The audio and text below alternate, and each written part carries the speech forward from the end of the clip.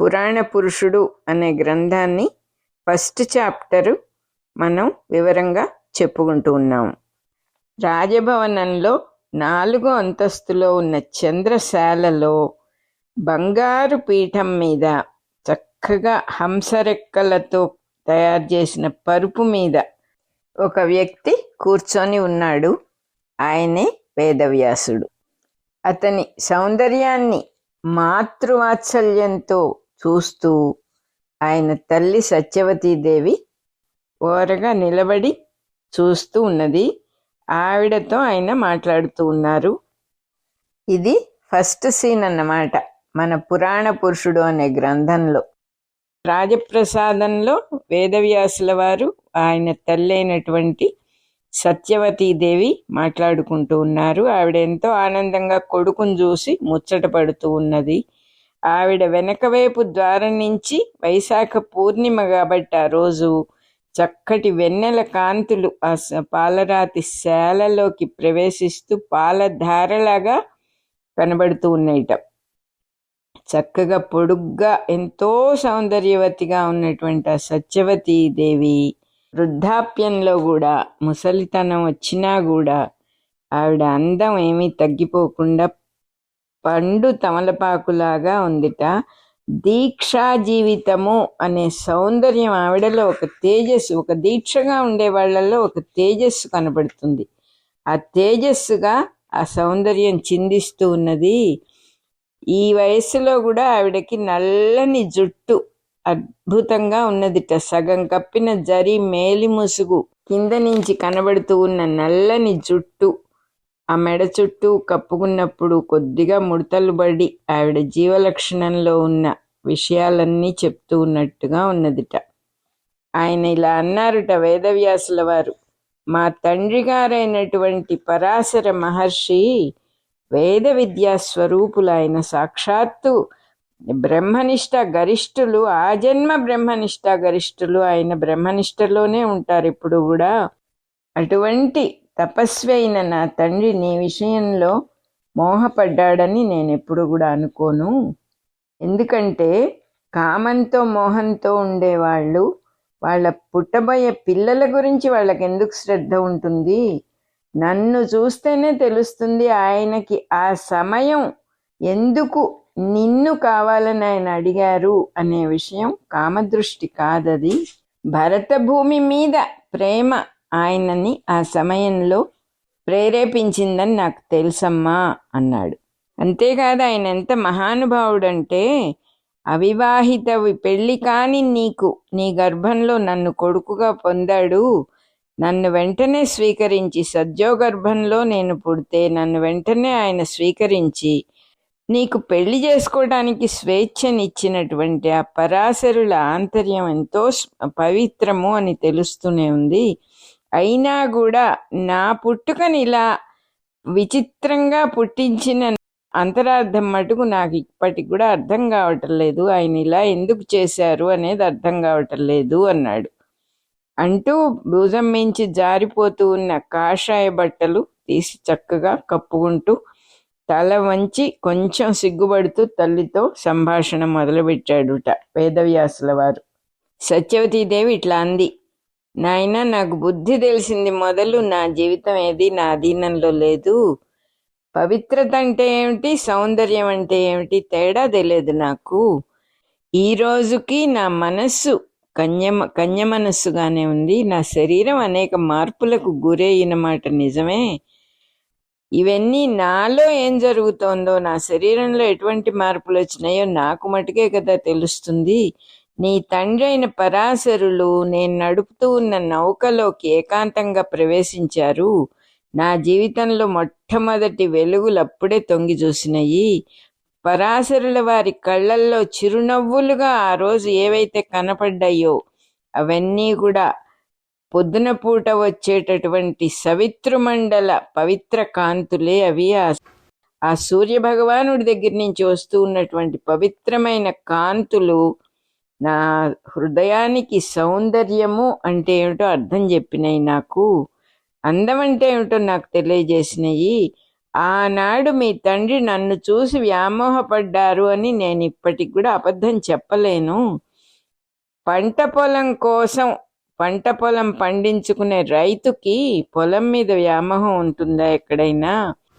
కర్షకుడు భూమిని దున్నేవాడు, పండించేవాడు భూమిని తల్లిగా భావిస్తాడు గాని భోగకాంతగా అనుకోడు కదా. అదే రకంగా నిన్ను నా కడుపు పంటగా పండించారు మీ తండ్రి గారు. వ్యామోహం లేదు అనే విషయం సాధారణమైనటువంటి మనుషులకి బోధపడేది కాదు, అర్థమయ్యేది కాదు. నీ తండ్రికి నా మీద వ్యామోహం లేదు, కేవలం నిన్ను పుట్టించుకోవటం కోసం జరిగినటువంటి కార్యక్రమం అది అని సామాన్య మానవులకు ఎవరికి అర్థం కాదు. అంటే ఇప్పటి జనానికి అసలు అర్థం కాదు. కొడుకువైనా కూడా నువ్వే నాకు మార్గదర్శకుడవు కాబట్టి నిన్ను ఇవాళ మనసులో తలుచుకొని నిన్ను పిలిచాను. నిన్ను పిలవటంలో కూడా ఒక విశేషం ఉన్నది. ఇది శ్రీముఖనామ సంవత్సరము, ఇవాళేమో వైశాఖ పూర్ణిమ, నా పుట్టినరోజు నాయన. ఇది నా జీవితంలో 3వ శ్రీముఖనామ సంవత్సరం అంటోంది ఆవిడ. అంటే శ్రీముఖనామ సంవత్సరం మళ్ళీ తిరిగి రావటానికి 60 ఏళ్ళు పడుతుంది. 360 అన్నమాట ఆవిడ వయస్సు. అంటే ఆ కాలపు వయస్సులు అలా ఉండేవన్నమాట. నాకు 20 ఏళ్ల వయస్సులో నా పుట్టినరోజు నాడే నువ్వు పుట్టావు. మా తండ్రి దాసరాజు నా 12వ సంవత్సరంలో, నేను 12 ఏళ్ల వయసులో ఉన్నప్పుడు చేపల వ్యాపారం అని పేరు పెట్టి 500 కుటుంబాలతో సింధు నది తీరానికి వచ్చాడు. ఈ రోజుల్లో కాలయవనుని తాత అయినటువంటి ఇంకొక కాలయవనుడు చిన్నప్పుడే భరత భూమిని రాహువులాగా కబళించటానికి వ్యూహం పన్నాడు. దానికి మొట్టమొదటి మెట్టుగా మా తండ్రి దాసరాజును పరివారంతో సింధు నది తీరంలో ఆయనే విడిది చేయించాడు. అంటే వరుసగా ఒక ప్రదేశాన్ని ఆక్రమించాలంటే ఎలా జరుగుతుందో ఇక్కడ చెప్తూ ఉన్నారు. యవనులు భరత భూమిని రాహువులాగా కబళించటం కోసం పన్నిన వ్యూహంలోనే దాసరాజుని పరివారంతో పాటు సింధు నది తీరానికి పంపించాడనమాట. హస్తినాపురాధీశ్వరుల దగ్గరికి వెళ్ళి, రాజుల దగ్గరికి వెళ్ళి వాళ్లతో చక్కగా మంచిగా ఉండి వాళ్ళకి నమ్మకం పుట్టించి హస్తినాపురాన్ని ఆక్రమించటానికి మా తండ్రి అనేక వ్యూహాలు చేశాడు అని చెప్తోంది ఆవిడ సత్యవతీదేవి. హస్తినాపురం అంటే మనకి తెలిసింది పాండురాజు ధృతరాష్ట్రుడు వీళ్ళు పరిపాలించినటువంటి హస్తినాపురం. అవసరమైతే నన్ను బలిపెట్టైనా సరే తన కార్యం సాధించుకోవాలనుకున్నాడు మా తండ్రి. అంటే హస్తినాపుర రాజుకి నన్ను కానుకగా ఇచ్చేసి నాకు పుట్టే పిల్లలకి రాజ్యం వచ్చేటట్టుగా చేయాలని పన్నాగం పన్నాడు అన్నది.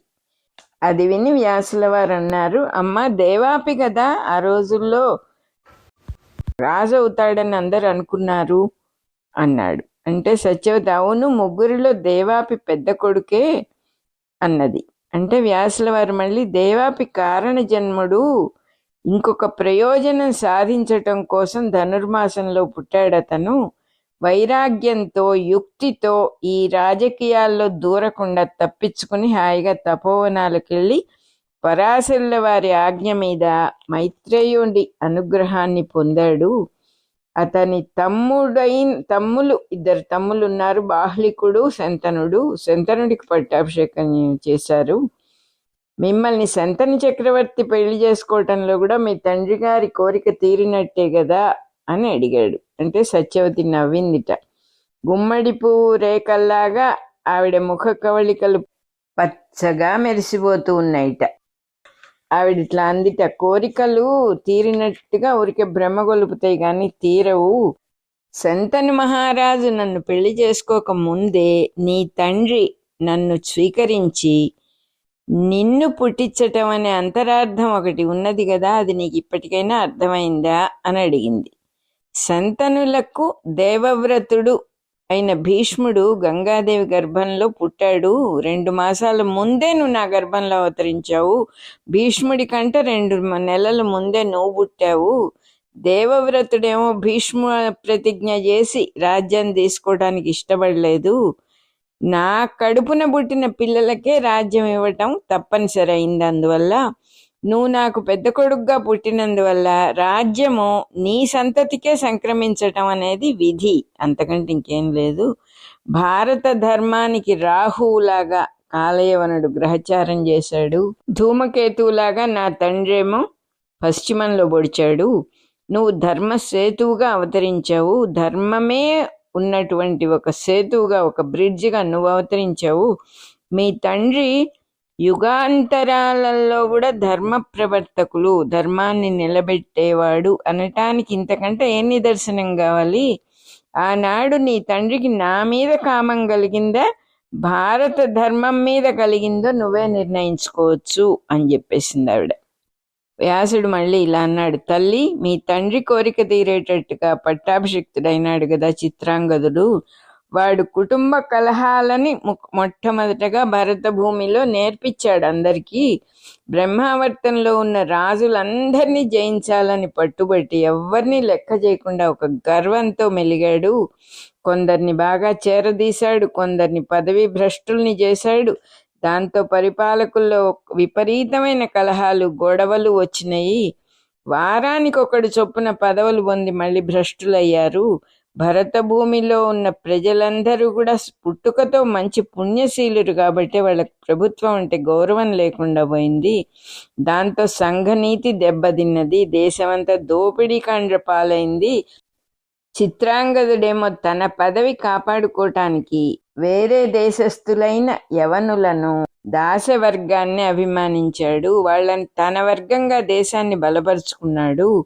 పదవుల్లోనూ విద్యాలయాల్లోనూ వాళ్ళందరికీ గొప్ప గొప్ప స్థానాలు ఇచ్చాడు, పదవులు ఇచ్చాడు. అపాత్రులను పదవులలో స్థిరపరిచాడు. భరత భూమి మీద గౌరవం ఉన్న వాళ్ళని అవమానించాడు.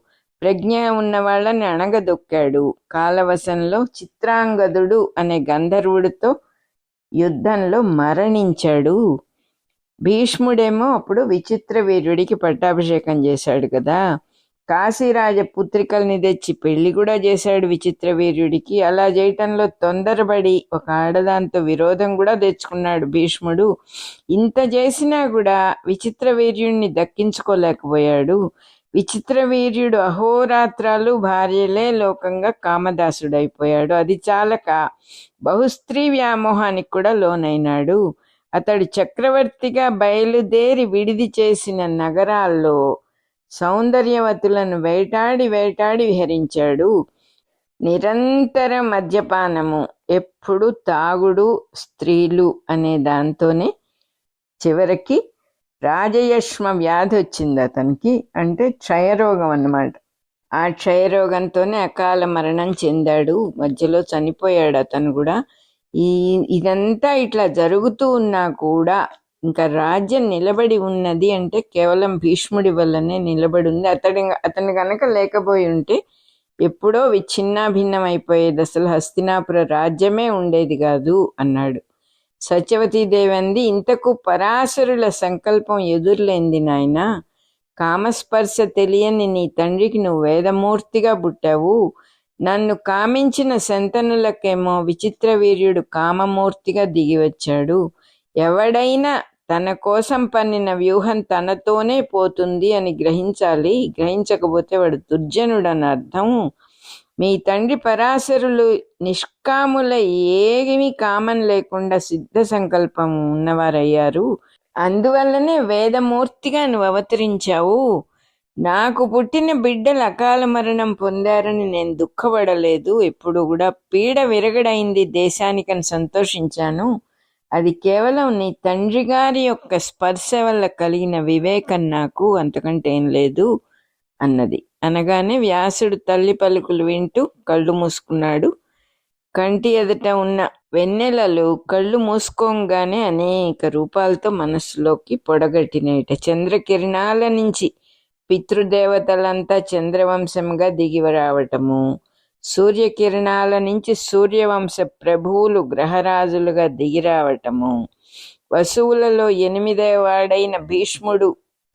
వాడైన వసువు భీష్ముడుగా దిగిరావటం, గ్రహాల్లో బృహస్పతి తన కిరణాల్ని ద్రోణుడుగా పుట్టించటం, ఇవన్నీ స్పష్టంగా కనపడినట వ్యాసుల వారికి.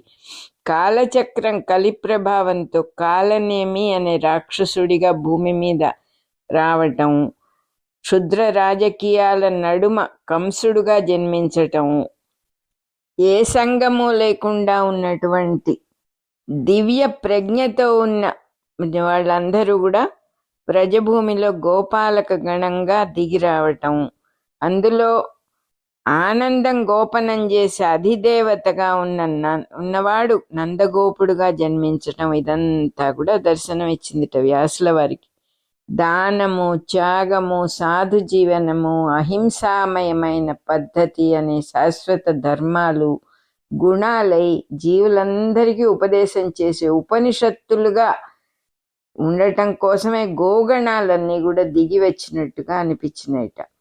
సూర్యుడి అంశ త్రయీ ధర్మాన్ని రక్షించటం కోసం చంద్రుని మీద రిఫ్లెక్ట్ అయ్యి చంద్రవంశముగా రావటం, అందులో నుంచి ఆచార్య శుక్రుడి మృత సంజీవిని ప్రభావంతో యయాతి నుంచి యదువంశముగా దిగి రావటం, ఉగ్రసేనుడు త్రయీ మూడు ధర్మాలు రక్షించేవాడుగా సూర్యాంశగా కనపడ్డాడుట.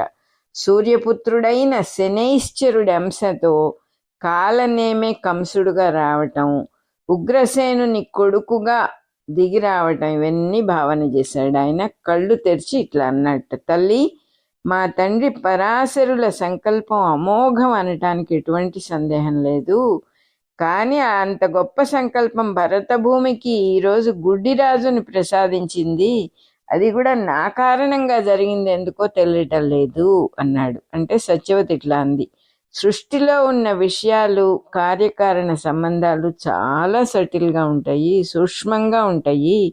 పూర్వం మీ తండ్రి ఆ నావలో నాతో భవిష్యత్ రహస్యాలు ఎన్నో చెప్పాడు. ఇందరూ ఇన్ని అంశాలతో జన్మించి ఇన్ని రకాలైన దైవ కార్యాలని నిర్వర్తింపజేస్తారుట. ఇన్ని అంశాల్లో ఒక్కడుగా ధర్మరక్షణ కోసం ఒక శిశువు పుడతాడుట. తల్లికి అష్టమ గర్భంలో పుడతాడుట.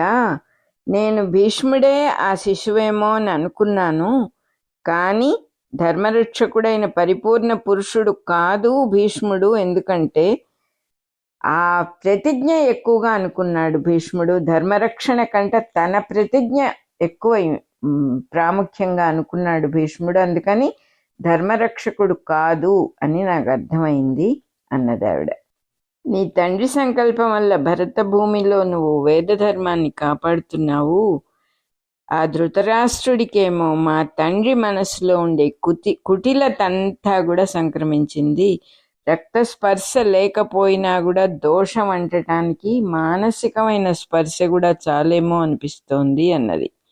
మా తండ్రి విదేశీయుడుగా ఉండి భరతభూమి మీద ఎన్నో కుట్రలు చేశాడు. ధృతరాష్ట్రుడు భరతవంశము మీద తమ్ముడి రాజ్యం కోసం పన్నుగడలు పన్నాడు. పాండురాజు తనకిచ్చిన హస్తినాపుర సామ్రాజ్యాన్ని అతను లేనప్పుడు హాయిగా అనుభవించాడు, తనకే స్థిరం కూడా చేసుకున్నాడు. పాండురాజుకు ముందు కొడుకు పుడితే రాజ్యం పోతుందని చాలా భయపడిపోయాడు ధృతరాష్ట్రుడు. ఆ భయంతోనే గాంధారీదేవి పొట్ట మీద విపరీతంగా కొట్టుకుంది. ఆ కడుపుతో ఉన్న తాను కొడుకు పుట్టాలి తొందరగా, పాండురాజు కంటే తనకు ముందు కొడుకు పుట్టాలి, రాజ్యాన్ని కాజేయాలని ఈ రకంగా గాంధారీదేవి గర్భం మీద మోదుకుంది. ముందు నుంచి భరత భూమికి అరిష్టము ఇక్కడ పుట్టిన వాళ్ళ వల్లే వచ్చింది, కానీ విదేశాల నుంచి కాదు. వేదధర్మంతో పాటు ఈ దేశంలో దేశద్రోహము, ఋషిత్వంతో పాటు భిక్షావృత్తి, క్షత్రియ ధర్మంతో పాటు క్షుద్ర రాజకీయాలు ఈ భూమి మీద ముందు నుంచి ఉంటూనే ఉన్నాయి అన్నది. వ్యాసుడు అన్నాడు, ఏదెట్లా అయినా కూడా పరిపూర్ణ పురుషుడైన ధర్మ రక్షకుడు 8వ గర్భంలో అవతరించటం అనేది మా తండ్రి గారు చెప్పింది తప్పకుండా నిజమవుతుంది, అదే అంతరార్థము దీనికి అన్నాడు. అప్పుడు ఆవిడ అన్నది, నీ తపశ్శక్తి, నీ వేదాన్ని ఉద్ధరించే సామర్థ్యము, నీకున్న మంచి గుణాలు అవన్నీ చూసినప్పుడు నేను అనుకునేదాన్ని నువ్వే ఆ ధర్మరక్షకుడివేమోనని అన్నది ఆవిడ. అది మాత్రం నేను కాదని నాకు తెలుసమ్మా.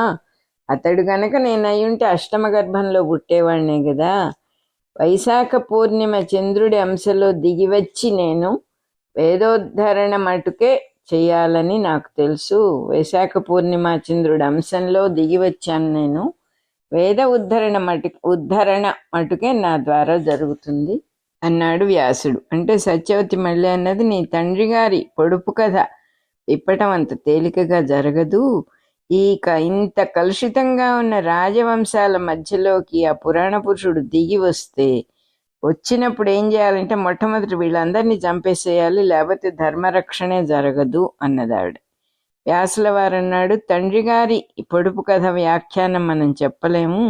పరిపూర్ణ పరమ పురుషుడు అవతారమూర్తి దిగి రావటం, భూమి మీద భారాన్ని తగ్గించటం, వేద ధర్మాన్ని ఉద్ధరించటం నా కళ్ళ ఎదుట నేనుండగానే జరుగుతుందని మటుకు నాకు ఆశ ఉన్నది. దానికి నా ప్రయత్నం కూడా తోడవుతుంది.